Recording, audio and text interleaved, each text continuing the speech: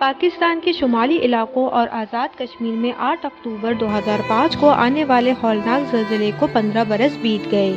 اس بدقسمت دن تقریباً 80,000 افراد لقمۂ اجل بنے اور لاکھوں کی تعداد میں بے گھر ہو گئے۔ تب سے ہر سال 8 اکتوبر کے دن کو حکومتی سطح پر قدرتی آفت سے آگاہی کے قومی دن کے طور پر منایا جاتا ہے۔ تاہم اگر گزشتہ 15 برسوں پر نظر دوڑائی جائے تو خود حکومتی ادوار و شمار کے مطابق زلزلے سے شدید متاثرہ علاقے بالاکوٹ مظفر آباد میں 40% سے زائد ترقیاتی کام ابھی بھی باقی ہیں۔ حکومت نے 8 اکتوبر 2005 کے زلزلے میں تہس نہس ہونے والے تعلیمی ادارے بھی تاحال مکمل تعمیر نہیں کر سکے۔ تاہم آزاد کشمیر میں زلزلے سے متاثرہ علاقوں میں رابطہ سڑکیں کافی حد تک تعمیر کی گئی ہیں۔ اس کے علاوہ حکومتی وعدوں کی تکمیل نہ ہونے کی وجہ سے آزاد کشمیر کی عوام آج بھی تذبذب کا شکار ہے۔ حکومت وعدوں پر عمل درآمد کروا کر تعلیمی اداروں کی تعمیر مکمل کروائے، کھلے آسمان تلے تعلیم کی پیاس بجھانے والوں کو چھت مل سکے۔